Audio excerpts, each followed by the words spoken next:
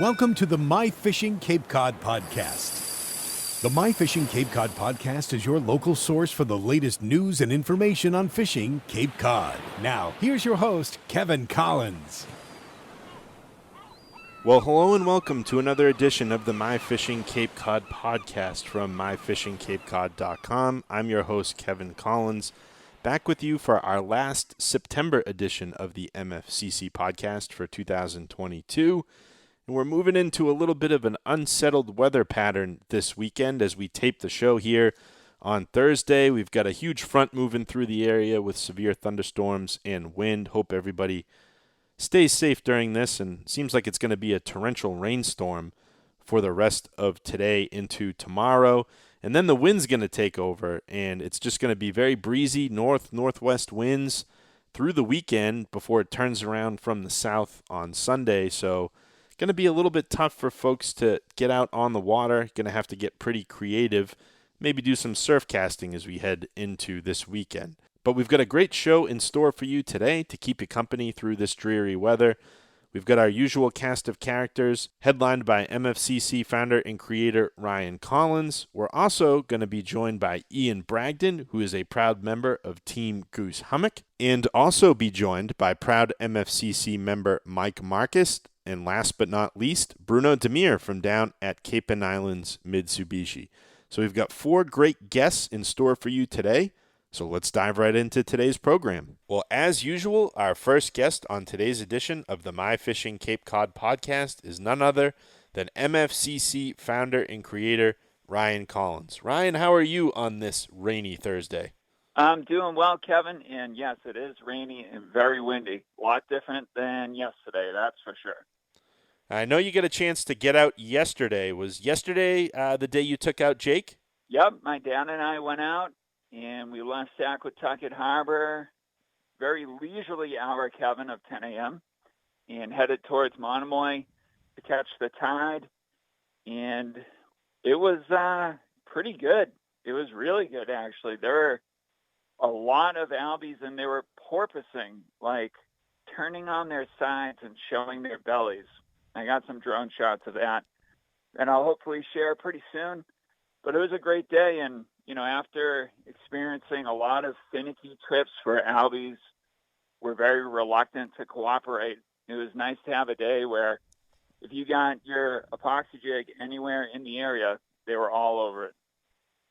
Well, that sounds like a great day, and sign me up for the 10 o'clock departure in the future, will you? None of this, 3, 4 a.m. stuff. I know, right? Well, I was not even planning on going. And I logged on to the forum, and I saw Bruno's report, and I saw a few reports from other guys in there, and that literally inspired me that instant to get all my gear together and go, especially when I looked at the forecast for today, tomorrow, and into the weekend. It doesn't seem like I would get any chance to use the boat with, the winds gusting to 40 knots. So it was a spur-of-the-moment trip, but I'm glad we went, and it was fun getting my dad onto some albies. Yep. And speaking of the albies, Ryan, I've been following you on your new Instagram handle, myfishingcapecod_Ryan, and following that thread last weekend, it seems like you got a chance to get out and play with some albies as well from shore and maybe from the kayak.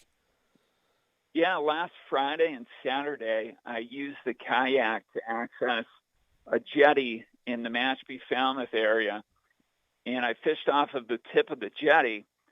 And the cool thing is, when you've got an area of current, it can really draw the albies in. And they were feeding right on an eddy right in front of the jetty that I was standing on. And it was super cool. I could see them zipping like through the water just off the rocks where I felt like I could reach down and grab one. Obviously, there's no chance of me doing that. Albies are incredibly fast, but I got quite a few hookups. I landed 2, and the technique that worked was skipping the epoxy jig across the surface and keeping the leader basically out of the water. I was holding my rod tip pretty high, and they were slamming it pretty good. But if I let the epoxy jig sink down and if I retrieved it subsurface, they were not interested in it. I don't know if they were seeing the leader or if they really just were keyed in on that surface bite. But that's a good tip, for anybody who's looking to improve their albie fishing. That made a really big difference for me last Friday and Saturday. Now, speaking of albies, I know they are one of the species du jour in the Cape and Islands Mitsubishi Anglers Cup, which is powered by Fish Donkey. And I've also seen on your Instagram and social media feeds that you're on the board yourself taking part in that contest. Talk a little bit about that. Yes, we have the Cape and Islands Mitsubishi Anglers Cup. First year we've done this, and we're using the app called Fish Donkey, and they're revolutionizing the way that fishing tournaments are run. So if you'd like to participate, download the Fish Donkey app and then search for the Cape and Islands Mitsubishi Anglers Cup. We've got 3 divisions going: bluefish, bonito, and false albacore. I don't have the standings right in front of me, Kevin, but we've got fish being submitted. We've got adults on pace to win $500, and we've got juniors 14 and under competing to win a brand new rod and reel setup from My Fishing Cape Cod member John Gillen, who donated those. So we've got great prizes, and it's pretty cool the way you can use the app. You can measure the fish, take pictures through the app, submit it, and I think there's some potential in this. So, yeah, we've got it going on, and if you haven't joined up, it'd be great to have you. The tournament's got to go until October 10th. And speaking of tournaments, MFCC is turning into Tournament Central here, because once the calendar flips to October, all eyes will turn to October 15th, which is going to be the 24-hour MFCC surf casting team tournament.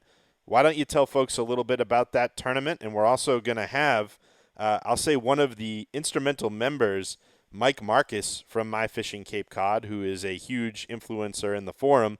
He's going to be on a little later to talk about this tournament as well. Well, October is all about the fall run, and the stripers have been sticking around even into November the past few years here. So hopefully we have lots of fishing to come, and to help kind of celebrate the fall run, we're doing this 24-hour, I might nickname it the grind, surf casting tournament, because I know a lot of guys have just got to grind it out and probably stay up and fish that whole 24 hours. It's a team event, and you're going to measure your 2 largest striped bass, and whatever team has the most inches will win. And we're going to have some prizes. We'll get together afterwards at Sandy Neck Beach. So if you've got, a fishing buddy that you fish with all the time, it'd be great to have you as part of the tournament. You can contact Mike Marcus or myself, and we'll get you signed up. And if you don't have a partner, you can still join in, and we'll do our best to match you up with somebody to fish the tournament with. So, yes, Kevin, we've got the Fish Donkey Albie tournament, and we've got the 24-hour grind surf casting event. So, yeah, a lot going on this October. And flipping back into September here on the immediate horizon, I know you're also doing a presentation coming up this week. Tell folks a little bit about that. At the Massachusetts Striped Bass Association this Wednesday, doors open at 7 p.m. Their address, do you have the address in front of you, Kevin? I do. It's the Order of the Sons of Italy. It's 54 Whitman Street in Weymouth, Massachusetts. So 54 Whitman Street, Weymouth, Mass. As Ryan said, doors open at 7. And I'll let you talk a little bit about it, but it seems like there's going to be a raffle as well. There is. There's going to be a raffle afterwards. They're going to have some great gear that they're raffling off. But they invited me to speak, which is great. I spoke at the group several years ago, so it would be good to be back. And the name of the talk I'm going to give is 15 Things You Never Knew Striped Bass Can Be and Do. So a little bit different. But what we're going to do is we're going to really take a look at the favorite fish for most people on My Fishing Cape Cod, the striped bass. We're going to look at some behaviors that I've been fortunate to catch on film and really investigate what's going on. For example, I have some footage of stripers digging in the sand, chasing sand eels at Billingsgate Shoal. We've got some footage of stripers actually working a school of pogies alongside giant bluefin tuna. I'm going to show that video. And it's just going to be a fun night of striped bass. So if you're around, all are welcome. It'd be great to see you. Well, that sounds like a great event, Ryan. Looking forward to kind of hearing more about that on the next edition of the podcast. I'll make sure to ask you how that went. But seems like it's going to be a little bit of a dreary, damp, windy weekend. It's going to be tough for folks to get out. Will you get a chance to get out and fish it all this weekend, do you think? I'm not sure. I've got a wedding on Saturday and then another wedding on Sunday. So I my. might be able to sneak something in, but we'll see. All right, my friend. Well, hope you enjoy your weekend. We thank you for carving time out of your schedule for your weekly visit here on the podcast, and we'll look forward to chatting in our next episode, which will be in the lovely month of October. Sounds great, Kevin. I'm looking forward to hearing what the rest of the guests have to say on today's show. Well, next up on today's edition of the My Fishing Cape Cod podcast is a long-lost friend, our good buddy Ian Bragdon, who's a pro staff captain for the Goose Hummock down in beautiful Orleans, Massachusetts. Ian, I feel like it's been forever since we've had you on a podcast, but thanks for making an appearance. Been too long, Kevin. Thanks for having me again.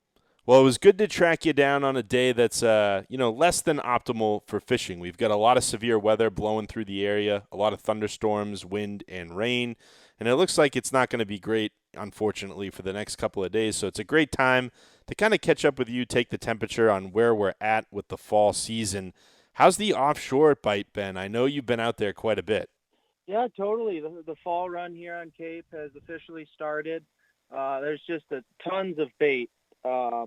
Just a mecca of bait on, all sides of the Cape, from silver sides close all the way up to about, half beaks way offshore.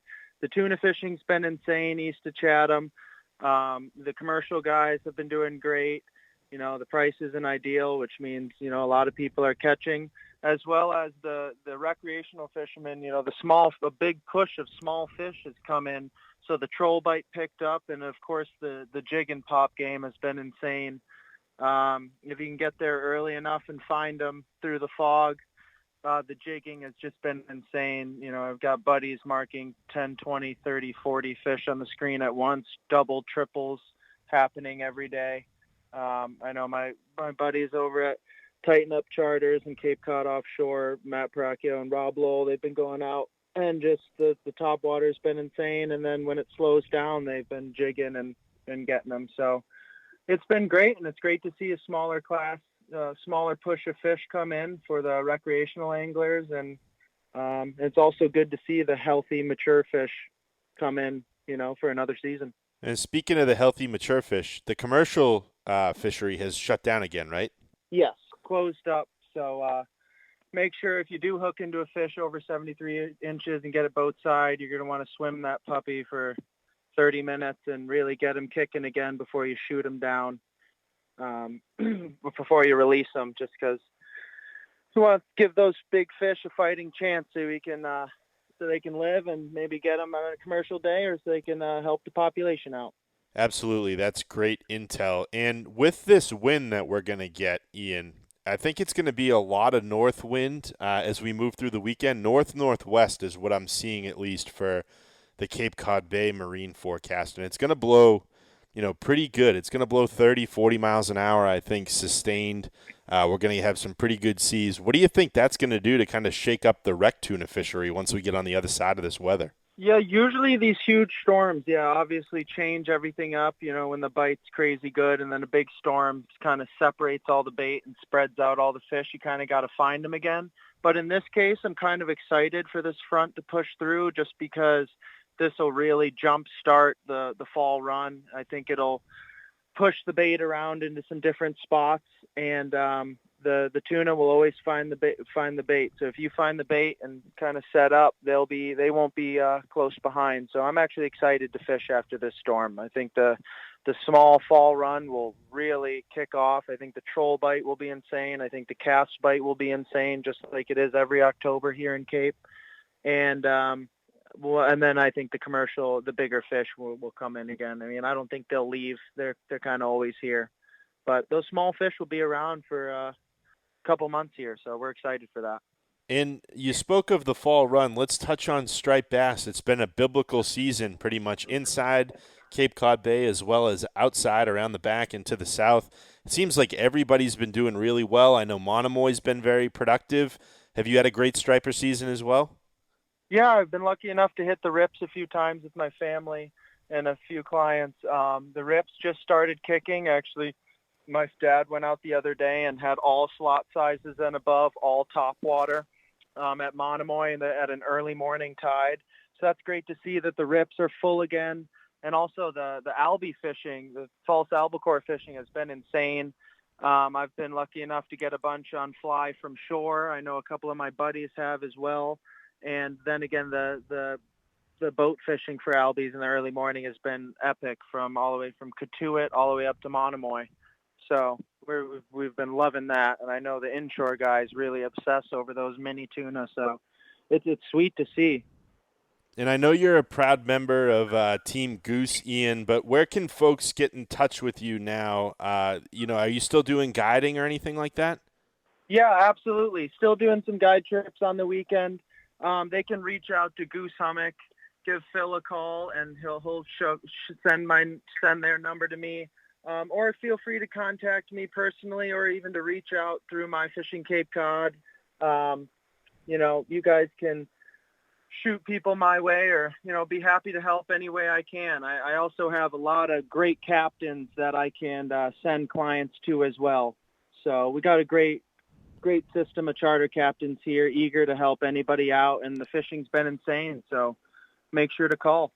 All right, Ian, I want to wish you the best for the rest of your fall season, and we look forward to having you on the podcast sometime again in 2023, my friend. Absolutely. I'd call anytime, Kev. Once again, great to chat with you. Hope to talk to you soon. Well, next up on this week's edition of the My Fishing Cape Cod podcast is a proud MFCC member and an invaluable contributor to our My Fishing Cape Cod community, Mr. Mike Marcus. Mike, welcome to the podcast. Thank you very much, Kevin. Now, the first thing I'd like to ask you, Mike, as a proud MFCC member, I know you love interacting with everybody here in the forum. You've been an invaluable contributor to the forum, and we're going to dive more into that as we get through our conversation. But tell us a little bit about yourself and how you got involved with MFCC. Well, I'm down here in the Cape since for the past few years, and I joined My Fishing Cape Cod. I believe it was 2017, and I was looking online just because I always enjoy going fishing, and just kind of seeing what was around, what kind of things online there were. And I happened on this My Fishing Cape Cod and saw the great deal that, Ryan had. You could join for a month for $1. So that was pretty tough to pass on. So I joined up and got into it and saw what was going on and the different articles and the videos. And I said, wow, this is truly outstanding. So needless to say, at the end of the month, I was more than happy to become a member. And that, like I said, now it's roughly 5 years. I've met all kinds of nice folks through the website. We go fishing all the time. And it's just really been just a wonderful source of information, and very happy to be part of it. Now, Mike, I know you're a huge contributor in the My Fishing Cape Cod forum, and I want to dive into a particular thread and give you some credit here. Let's go back to the year 2020. It was really the heart of the pandemic that hit us, the coronavirus pandemic. And fishing was one of the, I'll say, the really great outdoor activities that you could still do, while socially distanced, of course. But you started a thread.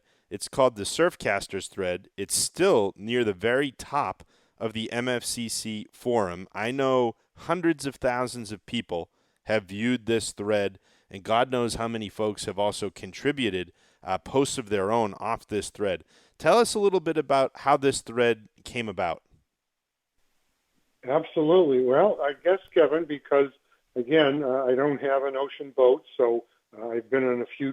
I've been on a few of the MFCC, charters, which have always been fun. But most of my time, I spend just kind of walking the beaches and, surf casting and going through the forum. We have all kinds of topics, but there was not a specific surf casting thread. So I knew there were going to be plenty of guys like myself who like to surf cast, and I thought it would be kind of nice to put a surf casting thread up there. And I believe I posted it or created it June 2020. And each year I've updated it. So now it says Surfcaster thread 2020 to 2022. And needless to say, to my delight, it got lots of business, and a lot of guys go back and forth on it. And from that thread, a lot of information about what folks do, how they do it, rods, reels. I mean, you ask information on there as far as if you want to know something about rods to use for different kind of conditions. I tell you, we've got some smart guys out there who seem to know all kinds of things about where, when, how, pricing, quality, and very, very impressed with the quality of folks who are in the My Fishing Cape Cod, and how wonderful it is that they share information, post pictures, and I mean, it's really just loaded with stuff, and I certainly couldn't be more happy about it. And what spawned from this is, again, we've had 3 surf casting derby contests. This year we're going to have our second surf casting fishing tournament where we've got together, and the guys really enjoy that. And it's just, brought a lot of folks together doing what we like to do, and that's, surf casting. So it really kind of snowballed into something where a lot of people, I think, are enjoying it, and it's going strong to this day. And Mike, let's talk about that fishing tournament. I believe it's October 15th. Do I have the date correct? Correct. And as per Ryan's request from last year, I guess he got some info that we had it last year. It was a 6 a.m. to 3 p.m. in the afternoon, same day. We'd meet up at Sandy Neck. They could go anywhere they want on the Cape, but it was during the day and no nighttime fishing. So I think Ryan got a little bit of feedback that some of the guys said, hey, we like to, do nighttime as well. So this year we talked about it. So the tournament is from 1 p.m. Saturday, October 15th, until 1 p.m. Sunday, October the 16th, where we'll meet up at Sandy Neck and have the awards assembly and prizes and all of that stuff. So this year, the real night owls, if they want to fish all night, be my guest. And bottom line is it's a 2-fish tournament. It's the longest. It's the total of the 2 longest fish have to be a minimum of 22 inches. And the team with the longest total will be the winners. And last year, the guys who won, Ryan's unbelievable. He got 2 Van Staal reels as the first place. So those are pretty nice prizes. So the boys were very happy with that. And we had a blast. Everyone had a lot of fun, a lot of good competition. And we're going to do it again, this year. So who knows what kind of prizes, Ryan will come up with. But he always comes up with good ones, Kevin. And let's talk a little bit about, the surf casting in general right now. I know we're in a little bit of a bad weather patch here. Today's Thursday when we're taping. We're going to have some really severe weather, unfortunately, blow through the area, but it's going to cut the humidity. And a lot of folks are really thinking, this change, this low pressure that's blowing through the area is really going to ignite the fall run. Give me a little prediction for on the other side of this front in this north wind that's going to blow, into, from Saturday into Sunday. What do you forecast happening around here? All right. Well, I tell you, Kevin, I've looked into my crystal ball, and according to my crystal ball, it's saying that there's just loads of bait around. There has been so much bait all over the place from so many of the beaches, both on the south side, the outer Cape, Cape Cod Bay. The canal guys, of course, are kind of in their world, but there just seems to be bait everywhere. So I think especially having a little bit drop in water temperature could really ignite the striped bass that's saying, okay, what, time to really chow down. And the good news is I don't think they have to go very far to get all the food they want, which I think is very good news for the surf casters among us. And hopefully once things clear up and these fish start to really chow down and move around, I'm really hoping that the end of September into October could be lights out from the surf. So, we'll see. But we can certainly look forward to it, and we'll be out there trying. That I can guarantee you, Kevin. And what are I don't want you to give away all your spots or your secrets, but what are your favorite areas to fish from the beach on Cape, or general areas? All right. Well, again, the canal I really kind of do that, spottily because, again, definitely do not want to have to deal with all the commotion and stuff down there. But I fish the canal a few times. I have a couple spots where it's not that crowded, and it's always enjoyable to go down there. But generally, I would say mainly I'm probably a Cape Cod Bay guy. There's lots of nice beaches along Cape Cod Bay. A lot of sand, a few boulder fields around, and you've got miles and miles of beaches. So that I think is kind of the bread and butter. But certainly the south side beaches early in the season and hopefully in the late. And of course the outer Cape is spectacular. You go out to the outer Cape and you just feel that every time you're out there and you're fishing, it's a real privilege because, you know the history, those folks who read about the history of the outer Cape and what once was out there, you just feel it's a special place. So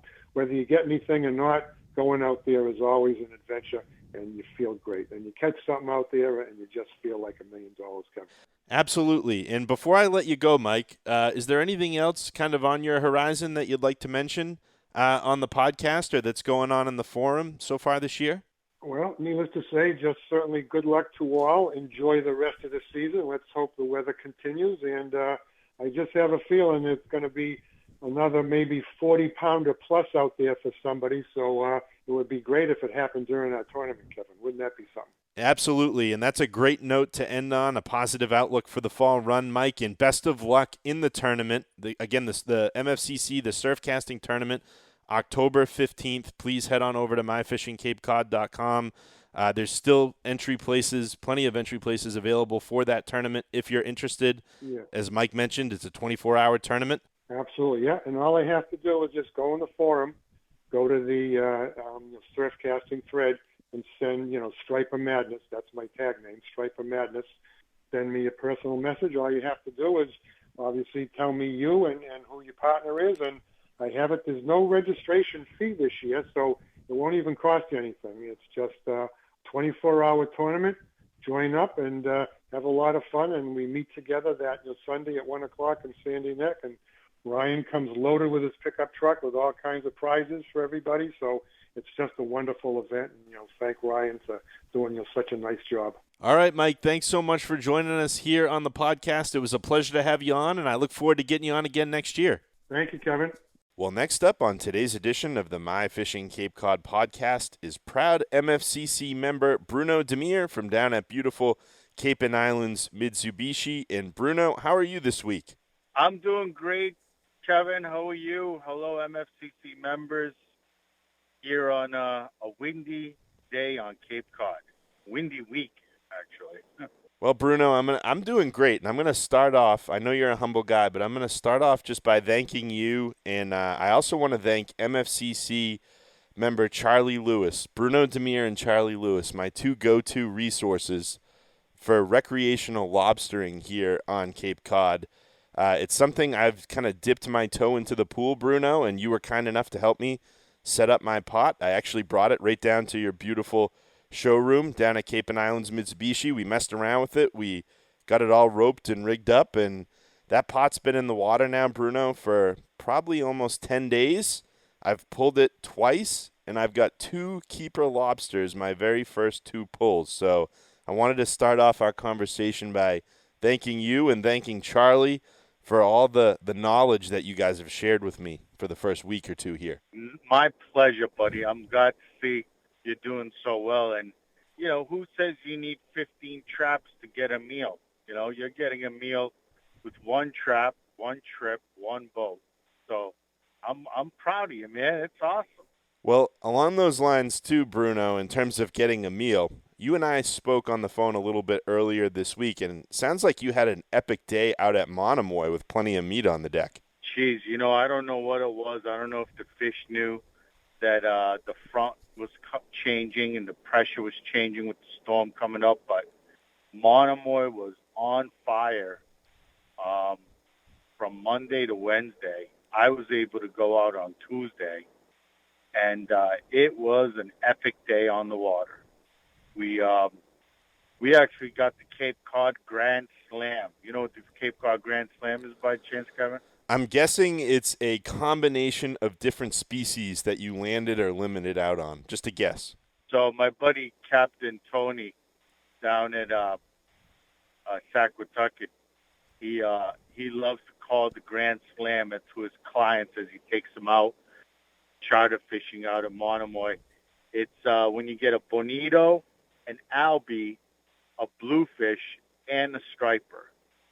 So we hit the Grand Slam on Tuesday, and we were pretty much doubled up 90% of the time on everything from albies to a couple of really nice bonito up to 22 inches. The striper fishing was unbelievable. I mean, we were getting striper over slot, in slot. They were just biting everything we threw them at them. And the bluefish, my goodness, talk about some yellow-eyed devils. These things were like 31, 32-inch bluefish. Bluefish has been unbelievably big this year, but it was just an awesome, epic day at Monomoy. And what was interesting is there wasn't a bird in sight, believe it or not, Kevin. There's no birds on them, and they were on a feeding frenzy, and we had an unbelievable day with my two good buddies. One of them happens to be a Yarmouth police officer, and the other one works at the Yarmouth Town Hall. So it was nice to take these guys out on the water, and they had never caught an albie before.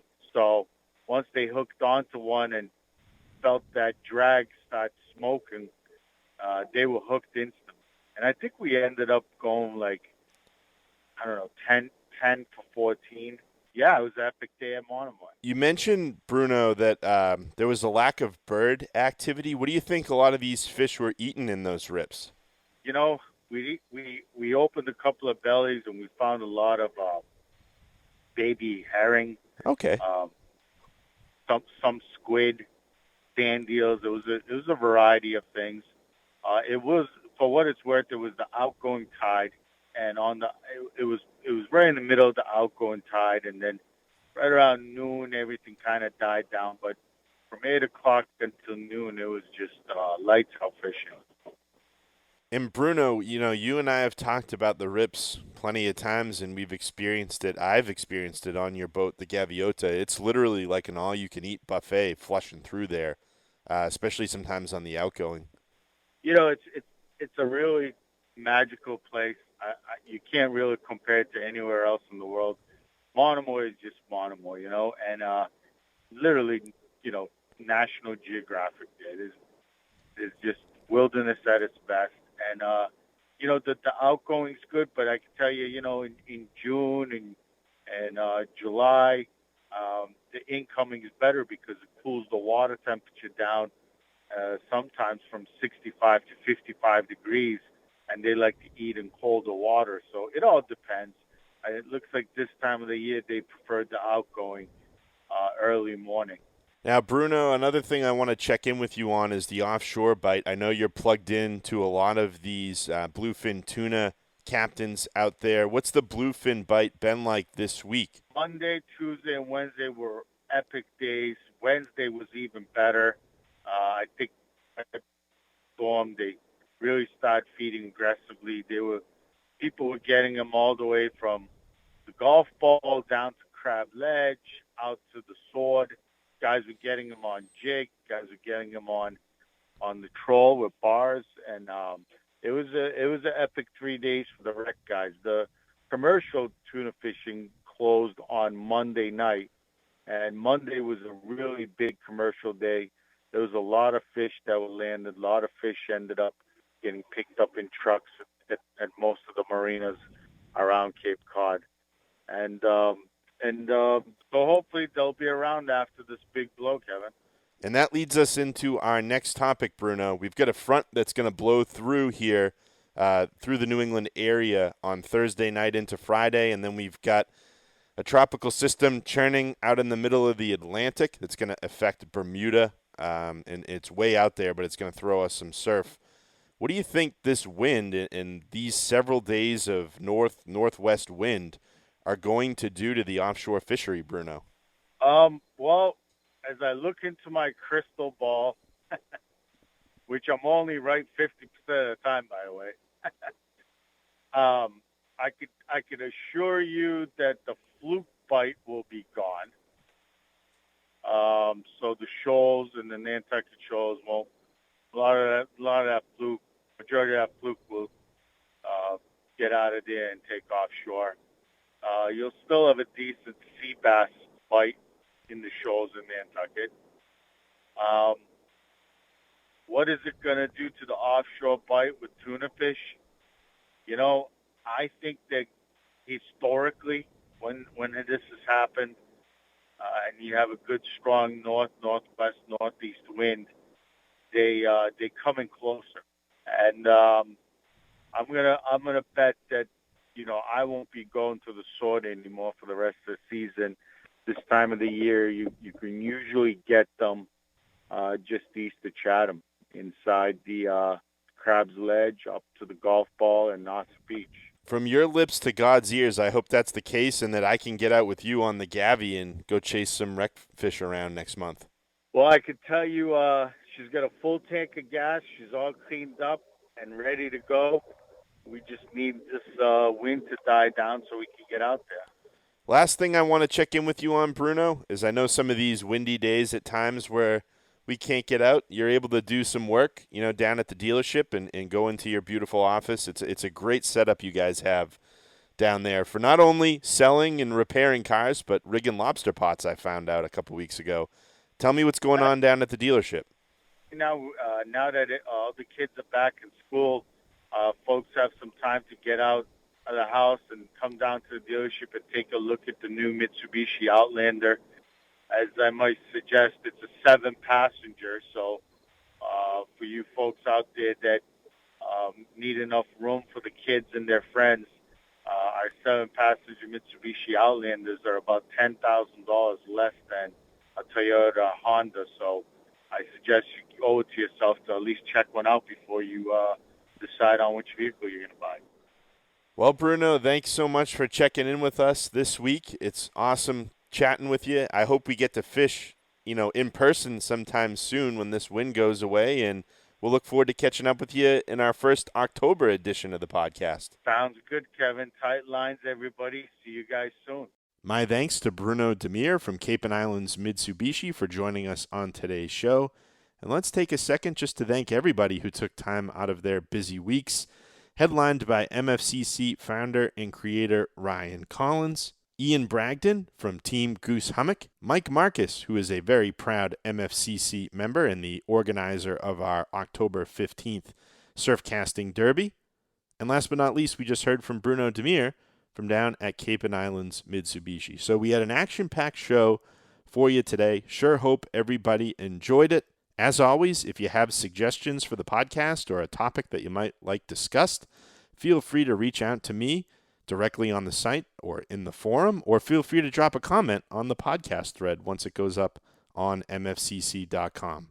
So that's going to put a wrap on today's program. This is your host, Kevin Collins, signing off. And until we chat again, tight lines and take care. Thanks for tuning in to the My Fishing Cape Cod podcast. For the latest local news, information, and fishing reports, be sure to log on to myfishingcapecod.com. From all of us at My Fishing Cape Cod, tight lines and take care.